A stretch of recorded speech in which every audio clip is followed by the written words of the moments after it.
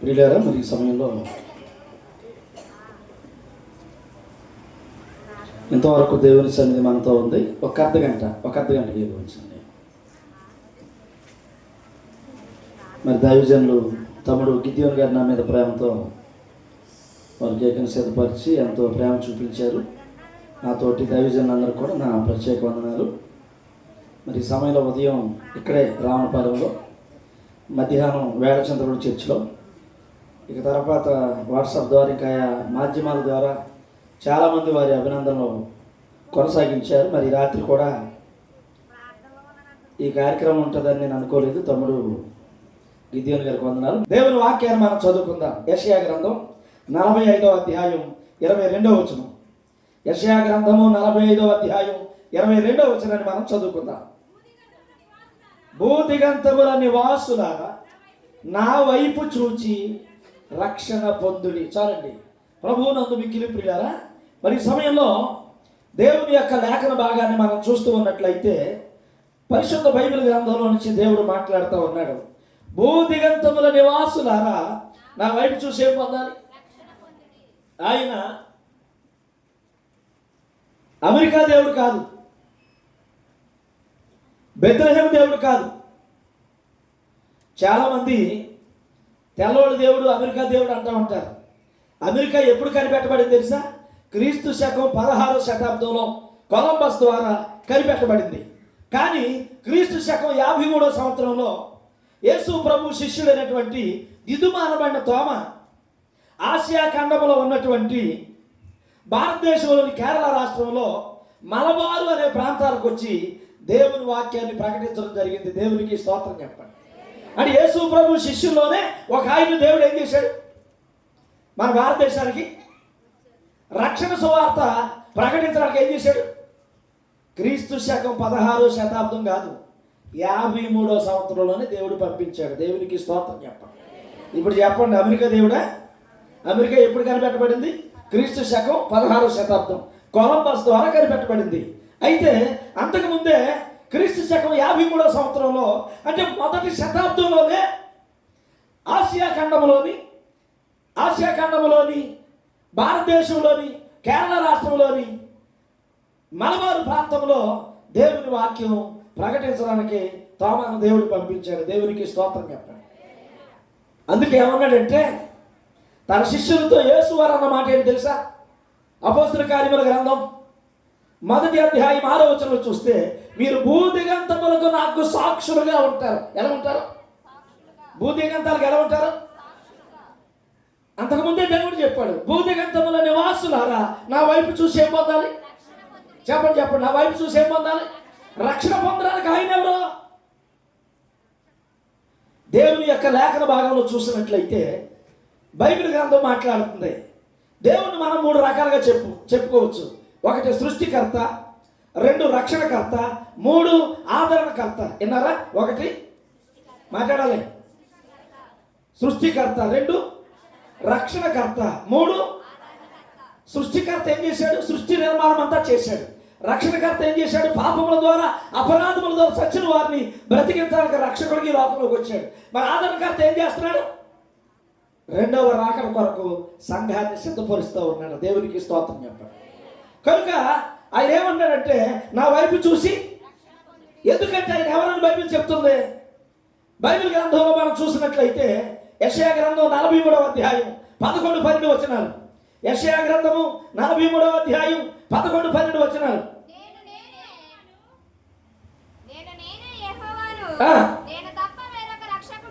అమ్మ విన్నారా? ఎలా చూడండి, నేను నేనే అనే మాట బైబిల్లో 43 సార్లు రాస్తుంది. ఎన్నిసార్లు? ఇప్పుడు అబ్రహాం ఎవరన్నారు అనుకోండి, నేనే అంటానుగా. ఇశ్రాయేల్ ఎవరన్నారు అనుకో, నేను అంటానుగా. దయ్య ఎవరన్నారు అనుకోండి, తబలిస్ట్, నేనే అంటాడు. బెన్నీ ఎవరంటే కీబోర్డ్ అయినా నేనే అంటాడు. ప్యాడ్స్ అయినా నాకు కొంచెం కొత్త. బాలు గారు అక్కడ అర్థంగా తమ్ముడు కూర్చోవాలా, ఆయన ప్లేస్లో ఆయన వచ్చాడంటే పెద్ద తేడా ఏం కాదు తమ్ముడా. మరి ఈ సమయంలో మీకు నేను తెలియజేసేది ఏంటంటే, నేనే చదవమా, నేనే యెహోవాను, నేను తప్ప వేరొక రక్షకుడు లేడు, ప్రకటించిన వాడను నేనే, రక్షించిన వాడను నేనే, దాన్ని గ్రహింపజేసిన వాడను నేనే. ఏ అన్య దేవత మీలో ఉండి ఉండలేదు. నేను దేవుడను, మీరు నాకు సాక్షులై ఉన్నారు. దేవునికి స్తోత్రం చెప్పండి. నేనే యెహోవాను, నేను తప్ప వేరొక దేవుడు, నేనే రక్షకుడును, ప్రకటించిన వాడను నేనే, రక్షించిన వాడను నేనే, గ్రహింపజేసిన వాడిని కూడా నేనే. నేను తప్ప వేరొక, చెప్పండి, నేను తప్ప వేరొక రక్షకుడు లేదు. అందుకే ఏమన్నాడు? భూమి దిగంతముల నా వైపు, చెప్పాలి, నా వైపు చూసి మీరు ఏం చేయాలా? చెప్పండి, ఏం చేయాలా? దేవుని బిడ్డలారా, ఇక్కడ మనం ఆలోచన చేసినట్లయితే ఆయన రక్షకుడు. రక్షకుడు అనగా అర్థం ఏంటో తెలుసా? రక్షణ అనగా అర్థం ఏంటో తెలుసా? శిక్ష నుండి తప్పించేవాడు. రక్షణ అంటే అర్థం ఏంటి? చెప్పండి. శిక్ష నుండి, ఏ శిక్ష? నరకపు శిక్ష నుండి తప్పించేవాడు.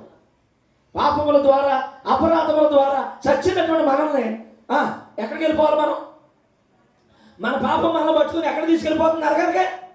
యేసయ్య ఏం చేశాడు? మనం రక్షించడం కోసం మనుషుని పోలికను పుట్టి దాసుని స్వరూపం ధరించి శిలువ మరణం పొందునంతగా తను తాను ఏం చేశాడు? తగ్గించుకున్నాడు. ఎందుకంటే ఆయనలాగా ప్రేమించిన వారు ఈ లోకంలో ఎవరు లేరు. ఆయనలాగా రక్తం కార్చిన వారు ఎవరు లేరు. ఆయనలాగా ప్రాణం పెట్టిన వారు ఎవరు కూడా. ఈ రాత్రి మీకు నేను తెలియజేసేది ఏంటంటే, ఆయన అన్నాడు, నా వైపు చూసి. ఆయన రక్షణకర్త అయిన దేవుడు, ఆయన రక్షకుడు. ఆయన ఎవరు చెప్పండి? ఎటువంటి రక్షకుడు అని బైబిల్ చెప్తుందో తెలుసా? దేవుని యొక్క లేఖనంలో చూస్తే ఆయన రక్షకుడు అని ప్రకటించబడిందట. తిమోతికి రాసిన మొదటి పత్రిక 1వ అధ్యాయం 16వ వచనం. తిమోతికి రాసిన మొదటి పత్రిక 3వ అధ్యాయం 16వ వచనం. తొందరగా చదవాలండి. నిరాక్షేపముగా దైవ భక్తిని గూర్చిన మర్మము గొప్పదై ఉన్నది. ఆయన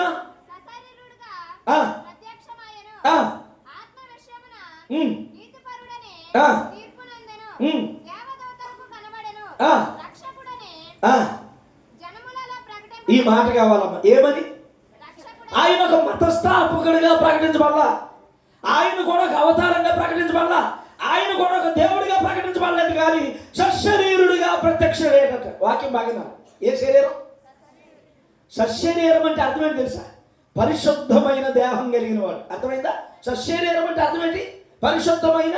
ఇప్పుడు నేను వాక్యం చెప్తున్నాను కదా, నేను ఈ లోకంలో రావడానికి వెంకటరత్నం గారు, సావిత్రమ్మ గారు అవసరమైంది. మీకు అర్థమైందా? వాళ్ళిద్దరికి పుట్టాను నేను, వాళ్ళిద్దరికి పుట్టాను నేను. ఆయనకి ఎవరితోనూ పని లేదు. ఇప్పుడు మీరందరూ కూడా మీకు తల్లిదండ్రులు ఉన్నారా లేదా? మీ ఆధార్ కార్డులో మీ నాన్న పేరు ఉందా? మరి మీ అమ్మ పేరు ఉందా? ఉంటుంది కదా. కనుక ఇక్కడ చూస్తే, అక్కడ బైబిల్లో మనం చూస్తే సశరీరుడిగా ప్రత్యక్షమయ్యాడంట. సశరీరం అంటే పరిశుద్ధమైన దేహం. లోకాసువార్త 1వ అధ్యాయం 35వ వచనంలో చూస్తే దేవదూత మరియమ్మ గారు ఏమని తెలుసా? నీకు పుట్టబోవు శిశువు పరిశుద్ధుడై దేవుని కుమారుడు అనబడును. ఏముంది? నీకు పుట్టబోవు శిశువు ఎటువంటి వాడు? పరిశుద్ధుడై. ఏ కుమారుడు? సశరీరుడు అంటే అర్థం ఏంటమ్మా? పరిశుద్ధమైన.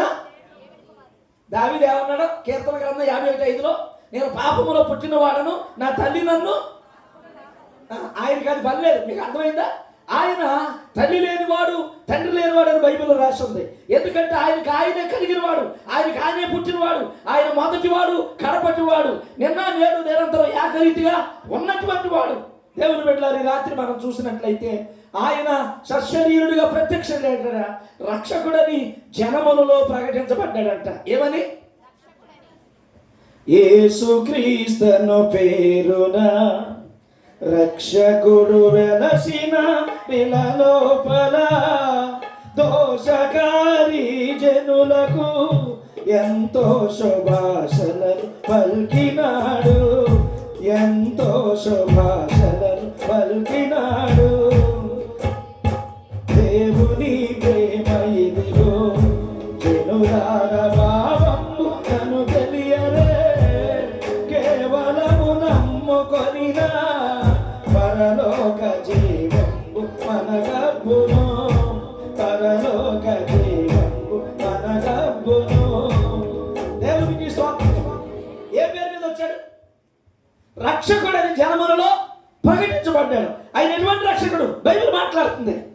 అన్నీ చెప్పేంత టైం నాకు లేదు, కానీ కొద్ది మాటలు చెప్పి నేను ముగిస్తాను. యెషయా గ్రంథం 19వ అధ్యాయం 20వ వచనం. యెషయా గ్రంథము 19వ అధ్యాయం 20వ వచనం.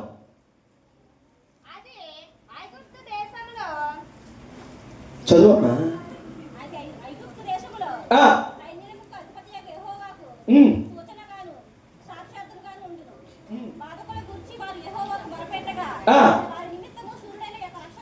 అదిగో వారి నిమిత్తము ఏ రక్షకుడు? ఆయన 10 చేతులు కలిగేమి లేడు, 10 తలకాయలు కలిగేమి లేడు. కానీ ఆయన గురించి ఏమని రాయబడింది బైబిల్లో? ఆయన ఏ రక్షకుడు? ఆయన చేతిలో ఉన్న ఆయుధం పేరు ఏమి చెప్పనా? ప్రేమ.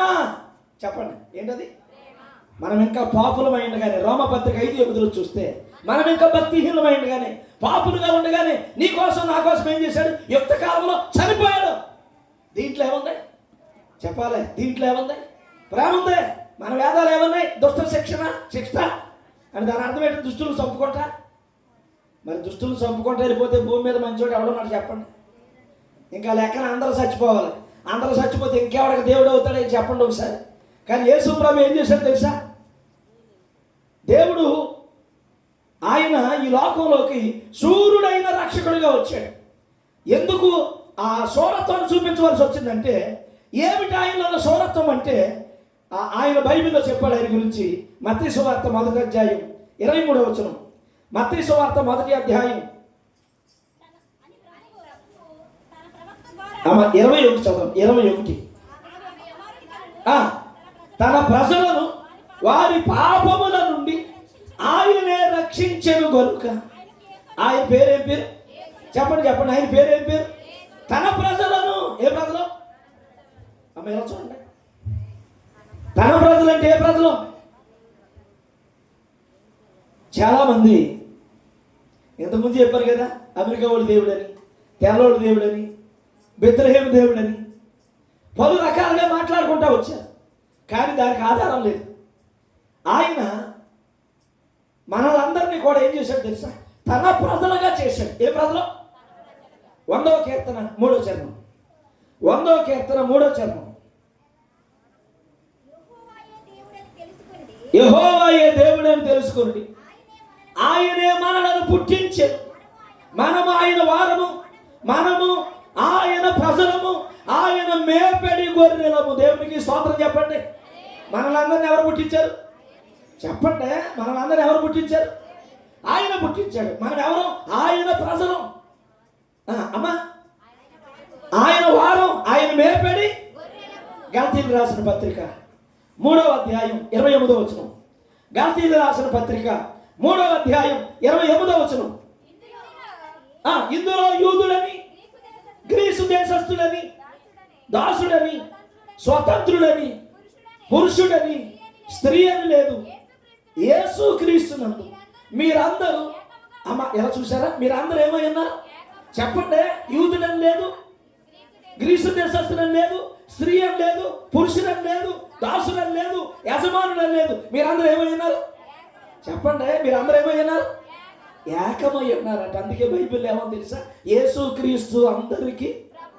చెప్పండి. యేసు క్రీస్తు ఎంతమందికి? నువ్వు నమ్మినా నమ్మకపోయినా, నువ్వు ఇష్టపడినా ఇష్టపడకపోయినా, నువ్వు వచ్చినా రాకపోయినా, ఆయన ఎంతమందికి? అందరికీ ప్రభువే కాదు, ఆయన అందరికీ రక్షకుడై ఉన్నాడు. దేవునికి స్తోత్రం చెప్పండి. తన ప్రజలను. ఏ ప్రజలను? నేను చెప్పాను కదా, గ్రీసు దేశస్థులు లేదు, యూదులు లేదు, స్త్రీ లేదు, పురుషులు లేదు. బైబిల్లో మనం చూస్తే తన ప్రజలను ఎవరి గురించి మాట్లాడాడంటే, ఆ ప్రజలు ఒకటే, మొట్టమొదటి వారి పేరు కల్దీయులు, 2 వారి పేరు హెబ్రీలు, 3 వారి పేరు ఇశ్రాయేలీలు, 4 వారి పేరు యూదులు, 5 వారి పేరు నేటి మన క్రైస్తవులు. దేవునికి స్తోత్రం చెప్పండి. ఎంతమంది చెప్పాలి? 5 ఏళ్ళు ఉన్నాయా? 5 ఏళ్ళు నోట్లోకి వెళ్తున్నాయా? చెప్పాలి. వెళ్తున్నాయా? ఇంకెళ్ళలేదా? చెప్పాలి. వెళ్తున్నాయా? దేవుని బిడ్డల సంఘ క్షేమాభివృద్ధి కోసం దేవుడు 5 రకాల పరిచయాలు ఇచ్చాడు బైబిల్లో. ఇప్పుడు 5 రకాలుగా ఉన్నారు వారి ప్రజలు. కల్దీయులు ఎవరనగా విగ్రహారాధికులు. మన పితరుడైన అబ్రహాం ఎవరో తెలుసా? కల్దీయ దేశ నివాసి. యెహోషువ గ్రంథం 24:2 చూస్తే యూఫ్రటీస్ నది అవతల ఇతర దేవతలను పూజించారంట. వీరు కల్దీ దేశం, మెసొపొతేమియా ప్రాంతం. అబ్రహం గారు ఊరి పేరు ఊరే. అర్థమైందా? ఏ పేరు మాట్లాడేటి? నాది మొదట వాదాలకుంటా, తర్వాత వేలశంకరుడు. కానీ అబ్రహం గారు ఊరి పేరు మనం చూస్తే ఏముందో తెలుసా? ఊరే. కానీ ఆయన ఏ ప్రాంతం పోడు? కల్దీ దేశం నివాసి, మెసొపొతేమియా ప్రాంతం పోడు. ఆయన నిలవేర్పు ఎవరు చెప్పరా? చంద్రుడు. ఎవరు చెప్పండి? చంద్రుడికి 70 అడుగులు గుడి పెట్టారంటాడు. మీకు అర్థమైందా? ఎన్ని అడుగులు? 50 కాదు, 70 అడుగులు గుడి కట్టారు. చంద్రారాధన వారు చేసేవారు. దేవుడే తర్వాత మాట్లాడినప్పుడు అవన్నీ ఆయన వదిలేశాడు. కల్దీలు అనగా విగ్రహార్థికులు. మన భారతీయులందరూ ఎవరు చెప్పండి? అందుకే మన భారతదేశం పేరు ఎక్కడ రాయించాడు? బైబిల్లో కూసు దేశం మొదలుకొని హిందూ దేశం వరకు రాయించాడు. నేను పట్టుకున్నటువంటి ఈ గ్రంథంలో అందరూ చప్పట్లు కొట్టి దేవుని కనపరచండి. ఎందుకంటే మన దేశం పేరు దీంట్లో ఉంది. మనము ఆ యొక్క వాక్యాన్ని వినడానికి అర్హులు. మనం ఆ వాక్యాన్ని హృదయంలో పెట్టుకోవడానికి, ఆ వాక్యాన్ని ప్రకటించడానికి అధికారం కలిగిన వారు. దేవునికి స్తోత్రం చెప్పండి. ఒకటి కల్దీలు అనగా విగ్రహార్థికులు. మనం అందరం ఎక్కడి నుంచి వచ్చాం? ఈ మైకి పట్టుకుని నా పేరు అసలు పేరు వెంకటరామణ. నేను కూడా తిరుపతి 18 సంవత్సరాలు. మీకు అర్థమైందా? ఇలాంటి జీవితాలు మన బ్రతుకులో ఉన్నాయి. గతంలో మా నాన్నగారి పేరు వెంకటరత్నం, మా అమ్మ పేరు సావిత్రి, మా అన్నయ్య పేరు గంగరాజు, మా చిన్నయ్య పేరు సుందరం, మా చెల్లి పేరు శుభలక్ష్మి, నా పేరు వెంకటరామణ. మీకు అర్థమైందా? ఎంఆర్ఓ గారు ఎక్కడికి కూడా రాడు మా ఇంటికి. మీకు అర్థమైందా? అయితే యేసు ప్రభు నమ్ముకున్న తర్వాత నేనే కర్నూలు గెజెట్ చేయించుకుని నా పేరు రమణ కాదు వెంకటరామణ పెట్టుకుని తర్వాత బీసీసీఎల్ సర్టిఫికేట్ చేయించుకోవడం జరిగింది. దేవునికి స్తోత్రం చెప్పండి. గవర్నమెంట్ మ్యారేజ్ లైసెన్స్ ఎవరికైనా రావాలంటే బీసీసీఎల్ సర్టిఫికేట్ లేకపోతే వాళ్ళ సర్టిఫికేట్ ఇవ్వరు, లైసెన్స్ ఇవ్వరు. నేను పెళ్ళిళ్ళు చేస్తాను, గవర్నమెంట్ మ్యారేజ్ లైసెన్స్ వాళ్ళకి. నేను దయచేసి దేవుని పెట్టారా? మరి ఒకటి కల్దీలు అనగా విగ్రహార్థికులు. రెండవది హెబ్రీలు. అమ్మ, హెబ్రీలు అంటే అర్థం చెప్పరా? అక్కడి వారు అంటే ఎక్కడోళ్ళు కాదా? ఎక్కడోళ్ళట? అక్కడోళ్ళట, ఎక్కడోళ్ళు కాదంట. కనుక అక్కడోళ్ళైనా ఎక్కడోళ్ళైనా మనం అందరం ఏమయ్యన్నాం? క్రీస్తునందు ఏకమయ్యన్నాం. చెప్పండి, ఏమయ్యన్నాం? క్రీస్తునందు ఏమయ్యన్నాం? ఏకమయ్యన్నాం. ఎందుకంటే ఒకప్పుడు మనం ఎవరు? ఎఫెసీయులకు రాసిన పత్రిక 2:12 చూస్తే దేవుడు లేనమాట, వాగ్దాన నిబంధన లేనమాట, పరజనమాట, దేవునికి దూరస్తులమని రాశాడు అక్కడ. కానీ క్రీస్తు శిలువ రక్తం ద్వారా ఏం చేశాడు? మనలో సమీపస్తులుగా. కనుక దేవుని బిడ్డలారా, ఒకటి కల్దీలు దేవుని బిడ్డలు, రెండు హెబ్రీలు అక్కడి వారు ఎక్కడోడు కాదు, మూడు ఇశ్రాయేలీలు. యాకోబు గారు ఏం చేశాడు? తెల్లవారులు యెహోవా దగ్గర ఏం చేశాడమ్మా? మాట్లాడేటి? ఒక్కడున్నారా 10 మంది ఉన్నారా? ఏకాకిగా ప్రయాణం మొదలెట్టాడు. గోత్రానికి కర్తగా మొదలెట్టాడు. ప్రపంచ దేశాల్లో ఒక దేశంగా నిలబడ్డాడు. దేవునికి స్తోత్రం చెప్పండి. రాత్రి అంతా పెరుగులాడితే యాకోబు దేవుడు ఏం చేశాడు? ఇశ్రాయేలుగా మార్చాడు. ఇశ్రాయేలు నీ భాగ్యం ఎంతో చెప్పండి. ఇశ్రాయేలు నీ భాగ్యం ఎంతో. నిన్ను పోలిన వాడు ఎవడో కూడా నేను ఇక్కడ చూసినట్లయితే ఇశ్రాయేలు అనగా దేవుని పిల్లలు. వాళ్ళకున్న జ్ఞానం, వాళ్ళకున్న టెక్నాలజీ ప్రపంచంలో ఎవరికి కూడా లేదు. నాలుగవది యూదులు అనగా దేవుని స్తుతించేవారు. దేవునికి స్తోత్రం చెప్పండి.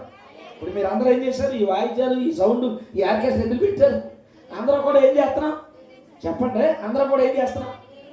స్తుతి నీకు తగి ఉన్నది యేసువా, సకలము నీదై ఉన్నది.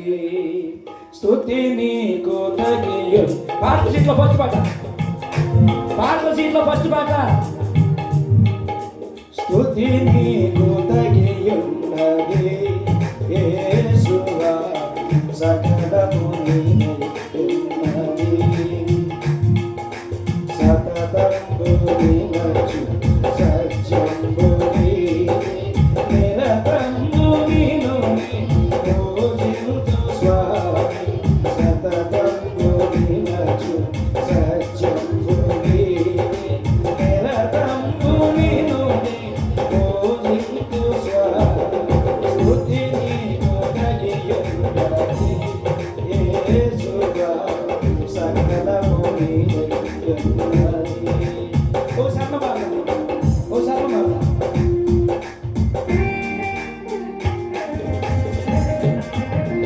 మూడో సర్ణ బాగా.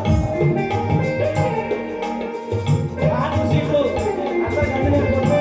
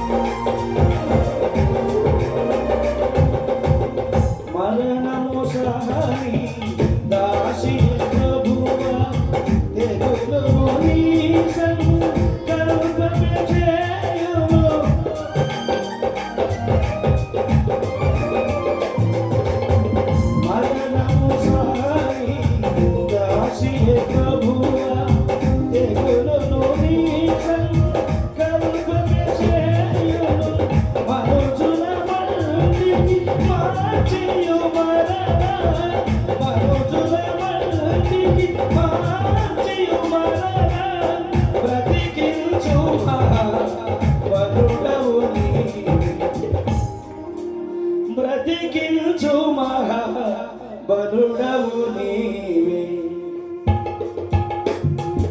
స్తుతి నీకు తగినది యేసువా, సకలము నీవైయున్నది.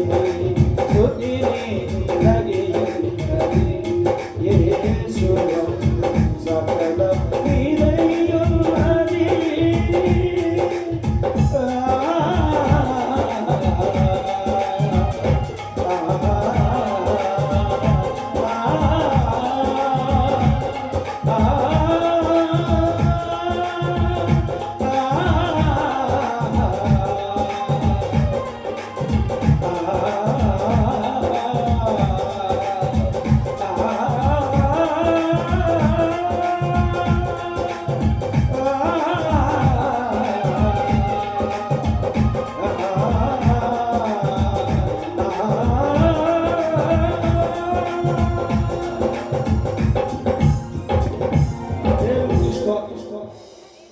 బహుశా మనం వెళ్ళి లేదనుకుంటా. మంచిది ప్రియులారా, మరి సమయంలో చక్కని పాట రాశాడన్న ఓపిరన్న. దేవుని బిడ్డలు ఇక్కడ మనం చూసినట్లయితే స్తుతి నీకు తగినది, సకలము నీదైంది. బ్రతుకున్నామంటే ఎవరి కృప? దేవుని కృప. మంచిది. అందుకే నేను ఆ చరణం ఆలపించడం జరిగింది. మరి సమయంలో 1 కల్దీయులు దేవుని బిడ్డలు హిందువులు, 2 హెబ్రీలు అక్కడి వారు ఎక్కడో కాదు, 3 ఇశ్రాయేలీయులు దేవునితో పోరాడువారు, 4 యూదులు అనగా దేవుణ్ణి చెప్పండి దేవుణ్ణి ఏంటది స్తుతించు వారికి. 5వది నేటి మన క్రైస్తవులు. మనమందరం ఎవరు? ఒకప్పుడు కులం అని బాధపడ్డవాళ్ళు. మన కులం కూడట్లేదు, కులం మనం రక్షించలేదు, యేసు రక్తం మాత్రమే మనం రక్షించింది. నమ్మనులందరూ స్తోత్రం చెప్పాలి. మరి ఈ సమయంలో ఈ 5గురు కలిసి ఆయన ప్రజలు, తన ప్రజలను వారి పాపముల నుండి ఆయనే చెప్పండి. ఇప్పుడు మన శరీరంలో ఏముందో చెప్పండి. రోమాపత్రిక 8వ అధ్యాయం 2వ వచనం. రోమాపత్రిక 8వ అధ్యాయం 2వ వచనం.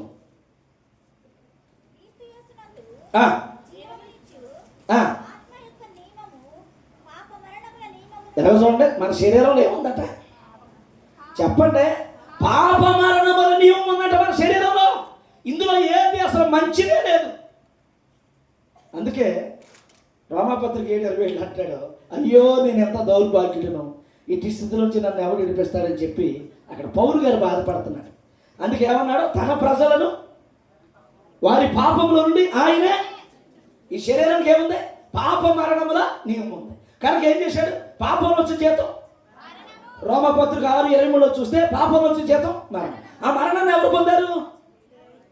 అమ్మా, మీ అమ్మ నాన్న పొందారా? మా అమ్మ నాన్న పొందారా? మాట్లాడేటి ఎవరు పొందలే, ఆయన మాత్రమే పొందాడు. అందుకే ఈరోజు మనం ఏమయ్యాం? స్వతంత్రం అయ్యాం. దాస్యమనే కాడిని చేంజ్ చేసాం, మనం బ్రతికించబడ్డాం, బయటకు వచ్చాం. ఒకప్పుడు ఎఫెసీ 2:1 ప్రకారం పాపముల చేత అపరాధముల చేత చచ్చిన మనల్ని యేసయ్య ఏం చేశాడు? బ్రతికించాడు, తన ప్రజలుగా చేశాడు. తన రక్తంలో మనల్ని ఏం చేశాడు తెలుసా? విమోచించాడు. ఏం చేశాడు? తన రక్తంలో ఏం చేశాడు? విమోచించాడు. మనల్ని ఏం చేశాడు? కడిగాడు. కనుక దేవుని బిడ్డలారా, ఆయన శూరుడైన రక్షకుడు. ఎంతమందికి? 2వ భాగం రేపు రాత్రి చెప్తాను, ఎందుకంటే రేపు రాత్రి కూడా మనకు ఉంది కదా. అమ్మా ముగిస్తాను, ఒక 5-10 నిమిషాలు ఎక్కువ మేందాం. ఆయన ఎంతమందికి చెప్పాలి? ఆయన ఎంతమందికి? తిమోతికి రాసిన మొదటి పత్రిక 4వ అధ్యాయం 10వ వచనం. తిమోతికి రాసిన మొదటి పత్రిక 4వ అధ్యాయం 10వ వచనం. రక్షకుడును మరి విశేషముగా అమ్మ ఎలా చూడండి, మనుషులందరికీ ఆయన ఎవరు? నువ్వు ఒప్పుకోపోనా, నువ్వు వచ్చినా రాపోనా, నీకు ఇష్టం ఉన్నా లేకపోయినా, చెవుల్లో కాటు నెట్టేసుకున్నా సరే, మీకు అర్థమైందా? ఆయన ఎవరు? ఆయన ఎవరా? ఒక ఆయన పాడాడు జానపద గీతం. ఏంటది? రక్షకుడు రమ్మంటున్నాడు, రండి త్వరగా పోదాము. ఎక్కడికి? గుళ్ళోకి. మీకు అర్థమైందా? ఎక్కడికి? మన ప్రభు ఏంటంట? రమ్మంటున్నారంట. రండి పోదాం తొందరగా. దేవుని బిడ్డలారా, ఇక్కడ మనం ఆలోచన చేసినట్లయితే మనుషులందరికీ ఆయన ఎవరు? అందరూ మాట్లాడాలి. మనుషులందరికీ ఎవరు? రక్షకుడు అంటే ఎవరు? తన ప్రజలను వారి పాపముల నుండి రక్షించేవాడు. రక్షణ అంటే ఏంటి? శిక్ష నుండి తప్పించబడడం. మీకు అర్థమైందా? మనుషులందరికీ ఆయన ఎవరండి? రక్షకుడు. దేవుని బిడ్డలారా, ఇంతకే రక్షణ అనేది ఎవరి దగ్గర దొరుకుతుంది? దేవుని దగ్గర అంటే సరిపోతా చెల్లమ్మ? దానికి ఆధారం వద్దా? యోనా గ్రంథం 2వ అధ్యాయం 9వ వచనం. యోనా గ్రంథం 2వ అధ్యాయం 9వ వచనం. అమ్మ చదవచ్చు, టైం అయిపోయింది, నేను ముగిస్తాను. యోనా గ్రంథము 2వ అధ్యాయం 9వ వచనం. కృతజ్ఞతాస్తుతులు చెల్లించి నేను నీకు బలులు నర్పించుదును, నేను మొక్కుకొనిన మొక్కుబడులు చెల్లింపక మానను, యెహోవా యొద్దనే. అమ్మ వింటున్నారా? ఎక్కడ చెప్పండి, ఎవరి దగ్గర? ఎందుకని? ఆయనే రక్షకుడు. అమ్మ ఆయన ఎవరు? 18వ కీర్తన 46. 18వ కీర్తన 46. 18వ కీర్తన 46. అమ్మ కంగారు పడద్దు. యెహోవా జీవము గలవాడు, నా ఆశ్రయ దుర్గమైన వాడు, స్తోత్రార్హుడు, నా రక్షణకర్త అయిన దేవుడు బహుగా స్తుతి నందునుగాక. దేవునికి స్తోత్రం చెప్పండి. ఏ దేవుడు? నా రక్షణకర్త అయిన దేవుడు బహుగా. ఎందుకంటే ఆయన రక్షకుడు, రక్షణకర్త. అర్థమైందా? ఈ రాత్రి మీకు నేను తెలియజేసేది ఏంటంటే, మనుషులందరికీ ఎవరైనా రక్షణ ఎక్కడ దొరుకుతుంది? చెప్పండి. ఆయన అంటే ఆయన ఎవరు? చెప్పండి. ఆయన అంటే ఎవరు? మాట్లాడరా? ఏ దేవుడు? మన దేవుడు అంటారేంటి? అందరికీ దేవుడు అంటే యేసు దేవుడు అని చెప్పాలి. దేవునికి స్తోత్రం చెప్పండి. రక్షణ ఆయన దగ్గరే దొరుకుతుంది. మనుషులందరికీ ఆయనే రక్షకుడు. మరి ఇప్పుడు మనుషులందరూ ఏం పొందాలి? తిమోతికి రాసిన మొదటి పత్రిక 2వ అధ్యాయం 4వ వచనం. మిగిలిన భాగం రేపు రాత్రికి చూద్దాం, ఏమైనా అవకాశం ఉంటే. రేపు రాత్రికి మరలా ఏమన్నా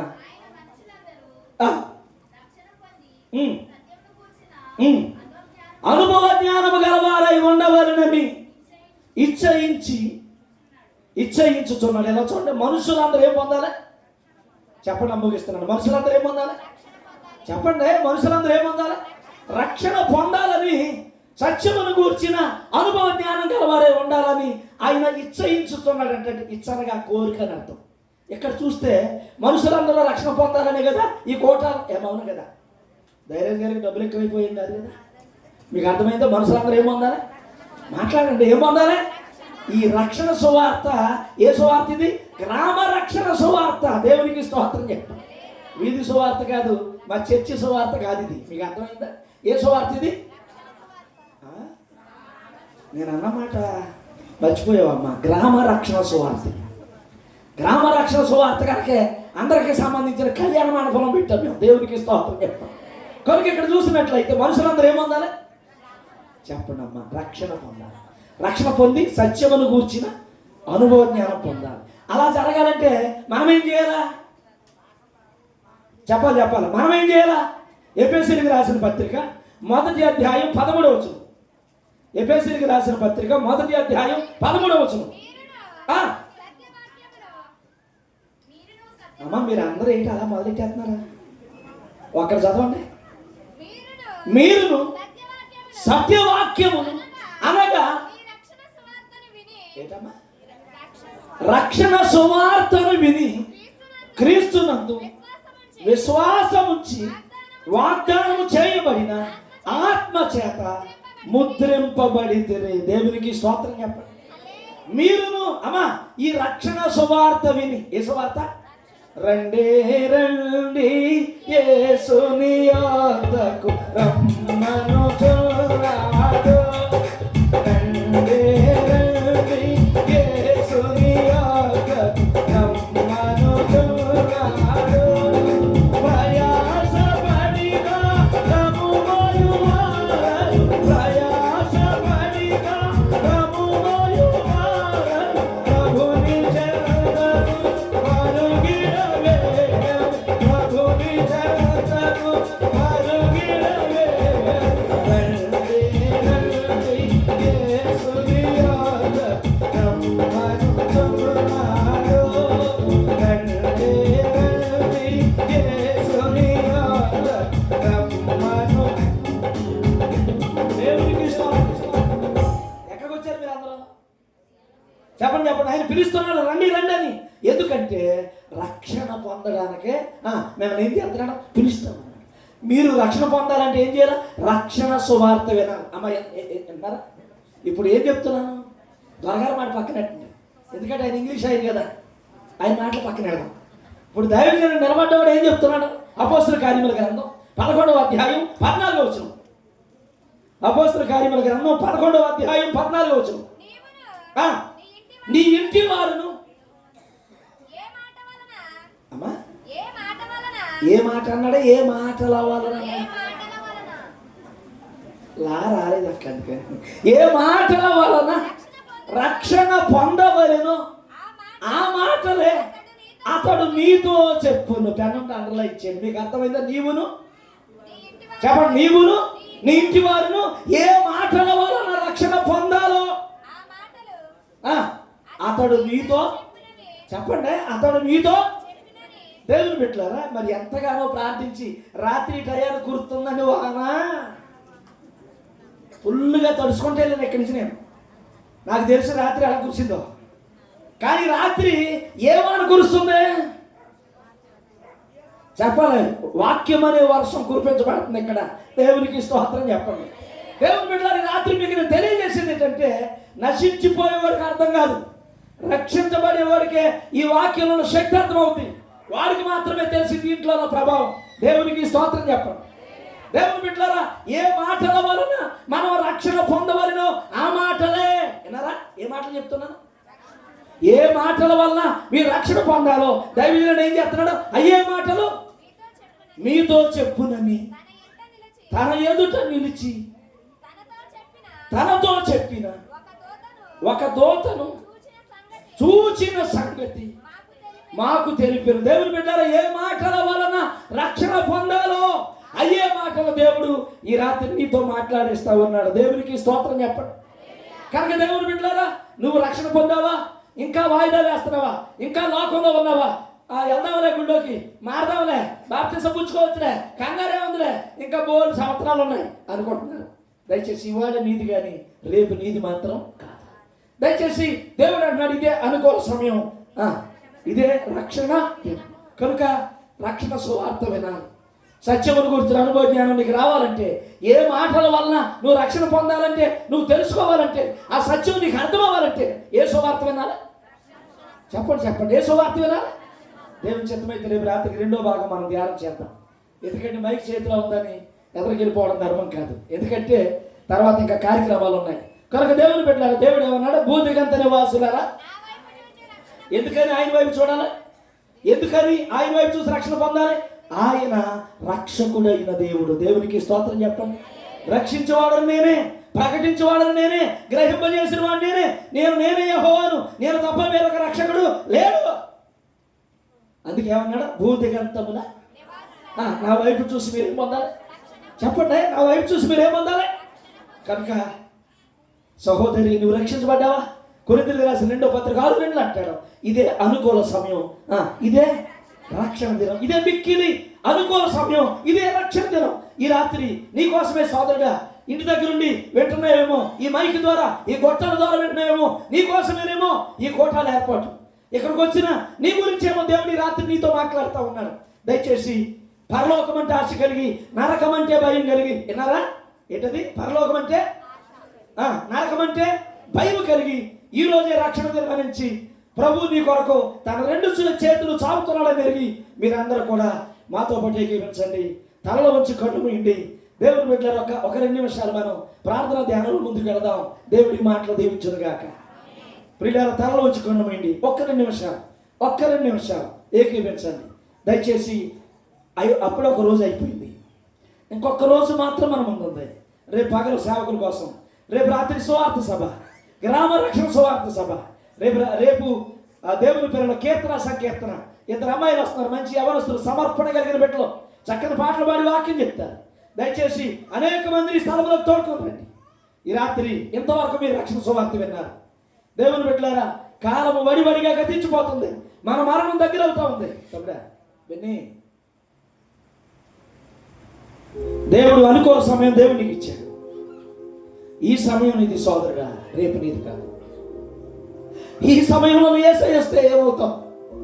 ఈ సమయంలోనే దేవుడు నీ ప్రాణం అడిగితే ఎక్కడికి వెళ్తావు? ఈ రాత్రి దేవుడిని దర్శించిన సమయం, ఈ రాత్రి దేవుడితో మాట్లాడిన రాత్రి. కాలము వడి వడిగా సాగుచున్నదిగా, కాలము వడి వడిగా సాగుచున్నదిగా,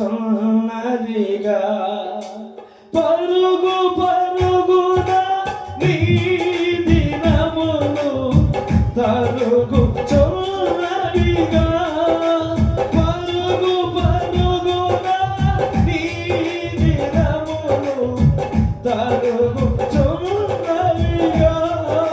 తిరుగు యేసు వైపు వెలుగు కలుగు నీకు, తిరుగు యేసు వైపు వెలుగు కలుగు నీకు. ఇదే రక్షణ దినము నీకు, ఇదే అనుకూల సమయం నీకు, ఇదే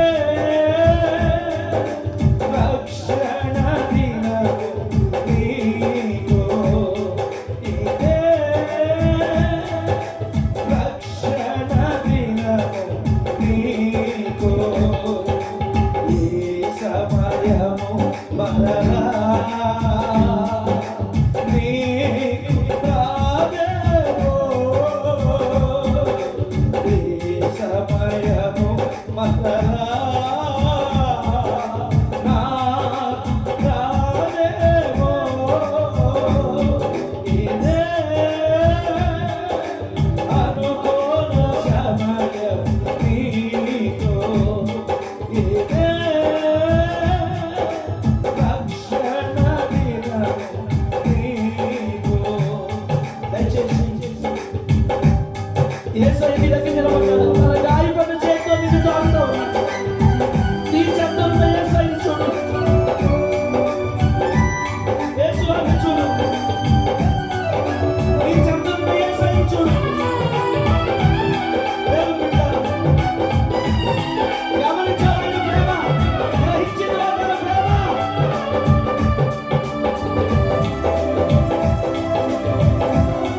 ప్రభువా, నన్ను రక్షించు ప్రభు. అయ్యా, రక్షించమని కూడా సరిగా నాదా పడతా. నీ చెంతనున్నా యేసు నాదుడే, నీ చెంతనున్నా యేసు నాదుడే. గమనించితివా నీవు, గ్రహించితివా ప్రభు ప్రేమ, గమనించితివా నీవు, గ్రహించితివా ప్రభు ప్రేమ, రక్తము చిందించే రక్షణ కలిగించే, రక్తము చిందించే రక్షణ కలిగించే, ఇదే అనుకూల సమయం నీకు, ఇదే రక్షణ దినము నీకు, ఇదే అనుకూల సమయం నీకు, ఇదే రక్షణ దినము నీకు. ఈ సమయము మరలా నీకు రాదేమో, ఈ సమయము మరలా నాకు రాదేమో, ఇదే